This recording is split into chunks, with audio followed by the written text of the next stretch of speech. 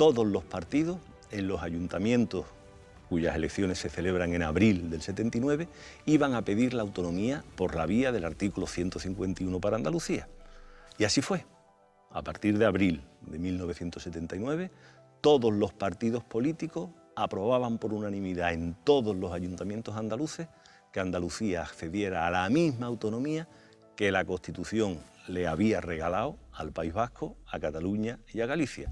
Empiezan a celebrarse los referéndums en Cataluña, en Euskadi, van ganando terreno y el partido andaluz sigue insistiendo en que haya un referéndum en Andalucía. Y no nos hacen caso. Ya veremos, ya veremos, ya veremos. Y nosotros hace falta un referéndum, igual que en Cataluña, igual que en Euskadi. No nos hacían caso. Hasta que, de repente, fijad qué cosa más curiosa, el Día de los Inocentes del año 79, 28 de diciembre, como si fuera una triste inocentada a Andalucía, los partidos poderosos de izquierda y derecha se ponen de acuerdo para convocar ese referéndum que exigíamos, convocarlo con unas condiciones como no se habían atrevido a convocarlo en Cataluña y en el País Vasco. En todos los países del mundo se ganan o se pierden si hay más síes o hay más noes, independientemente de la gente que vaya a votar. A nosotros, los que hicieron la Constitución, nos dijeron que no, que tienen que votar que sí la mitad más uno de los que están apuntados en el censo electoral. Había que ganar por mayoría absoluta del censo, no de los que emitieran el voto. Y el censo, como se recuerda, estaba cargado de gente que ya había muerto, no estaba depurado, no estaba en condiciones. Un enfermo, como un voto no.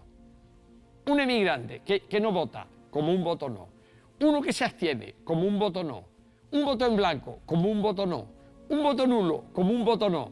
Nunca ha habido un referéndum en esas condiciones en la historia política, en ningún país, en ningún lugar. La campaña del referéndum informativamente fue muy rica y muy interesante, ¿no? Sobre todo porque había una posición desde el gobierno de la nación que era contraria y que invitaba a votar en contra, diciendo: andaluz, este no es tu referéndum. No fue fácil el proceso, o sea, no fue como ahora algunos se creen que fue una cosa muy bizcochable en que se reunieron todos y tocaron el arpa y no, hubo disputa para colocarse en esa posición, pero se colocaron en esa posición porque todos sabían que se tenía que colocar en esa posición, no había quien se atreviera a salir, y la UCD, que fue la única que hizo una cosa absolutamente extravagante, que es convocar un referéndum y acto seguido pedir la abstención para el referéndum que había convocado, que eso ya se suicidó. La UCD se suicidó pidiendo la abstención del referéndum andaluz. El gobierno que presidía Adolfo Suárez se equivocó. Eso hay que reconocerlo, porque en la vida creo que tenemos que reconocer los errores. En Madrid, nuestros dirigentes y también los de otros partidos se enfrentaban con el hecho autonómico para resolver el problema catalán y vasco, y la Andalucía no estaba entre sus preocupaciones, ¿no? Por lo tanto, cuando ven que Andalucía juega un papel muy activo, muy reivindicativo, muy exigente, ¿no?, de la mano del presidente Escuredo ya y de todas las fuerzas que tenía detrás, pues entonces cuando empiezan a preocuparse y, en fin, de una forma poco sensible a la realidad andaluza y a lo que pensábamos nosotros, los andaluces de cualquier partido, incluido el mío, ¿no?, nos encontramos con la decisión de no apoyar el referéndum, con las consecuencias que esto trajo. Yo recuerdo en aquel referéndum los 1.800 apoderados que en autobuses vinieron de la UCD desde Zamora, León, la Castilla Profunda, etcétera, porque aquí en Andalucía no había gente, digamos, que tuviera la cara suficiente para ponerse en una mesa en aquel referéndum representando a un partido político que pedía a la gente que no participara en el referéndum mismo. Los que se opusieron claramente al referéndum en aquella época no terminaron muy bien. Fue el comienzo del fin, y la desaparición de UCD viene provocada por lo que pasó en Andalucía y todos los acontecimientos posteriores. El error cometido en Andalucía sí fue importante, pues fue un error que el gobierno pagó. ¿Van a votar? Sí, claro que vamos a votar. Yo el sí, para que haya más justicia social aquí en Yo Andalucía. sí pienso que sí. El texto de la papeleta fue una de esas numerosas fullerías que se cometieron en aquella campaña. La pregunta tenía mucha guasa porque ni nombraba el 151 ni hablaba de autonomía. Era un galimatías. Creo recordar de memoria que era algo así como: ¿da usted su acuerdo a la iniciativa prevista en el artículo 151 de la Constitución a efectos de su ratificación por el procedimiento previsto en dicho artículo? No nos leímos la pregunta. Buscábamos la papeleta donde ponía sí, que era sí a Andalucía, sí a la autonomía, y la echamos en la urna. Todos los andaluces no pudieron ejercer su derecho al voto. Un lío terrible con el censo. Yo lo notaba en los pueblos. Los pueblos almerienses estaban semivacíos, cosa que no sucedía en Sevilla o en Cádiz o en Córdoba o en otros lados. Y muchísima gente estaba afuera y no les llegaba la información. Yo recuerdo una noche, la noche del 28 de febrero, yo estaba en el Casino de la Exposición de Sevilla con la pizarra aquella, que bueno, esa sí se ha hecho famosa, donde se estaban poniendo los resultados provincia a provincia, y aquello fue una noche de una emocionalidad tremenda.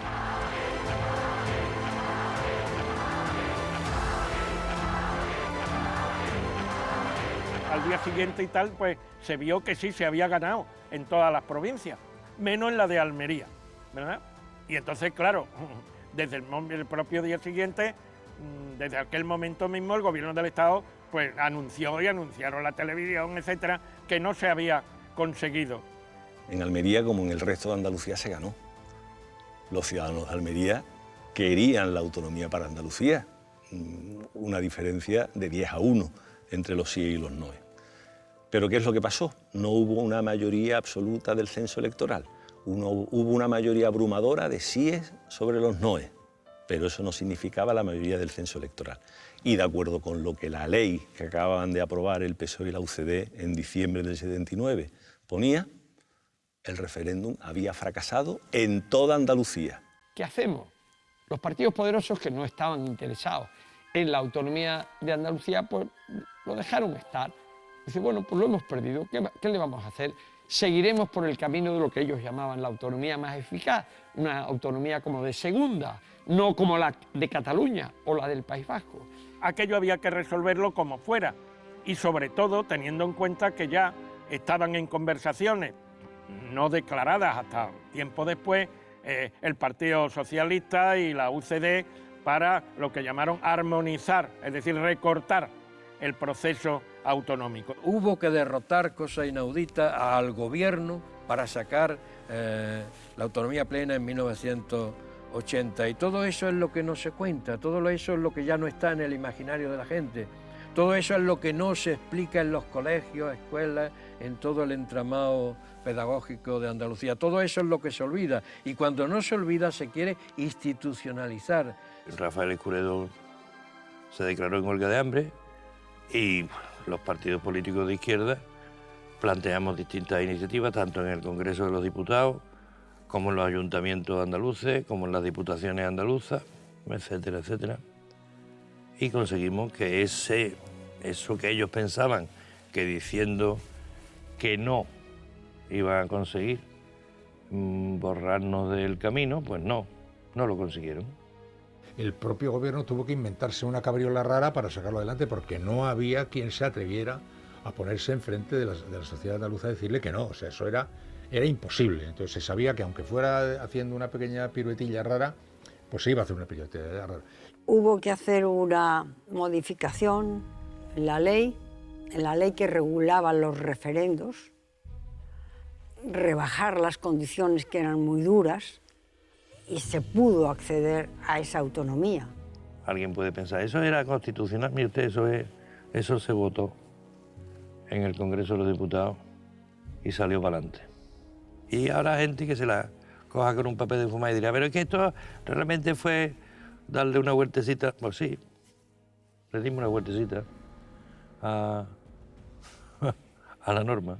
El siguiente paso era la elaboración de un estatuto. Nos convoca el 4 de diciembre del 80 a Rafael Escuredo en el pabellón real de la Plaza de América, en Sevilla, y ahí se constituye la comisión redactora del Estatuto Definitivo. Nos juntamos los 7 ponentes, ¿no? Que representaban al Partido Comunista, al Partido Andalucista, o PSA entonces todavía, estaba en la transición, el Partido Socialista y la UCD. Hicimos un trabajo extenuante, de reuniones sin parar. Teníamos que hacer un estatuto basado en la Constitución. Y culminar el proceso autonómico que terminó en Madrid, y a partir de ahí fue el referéndum del estatuto, y a renglón seguido, ya en el 82, las primeras elecciones autonómicas.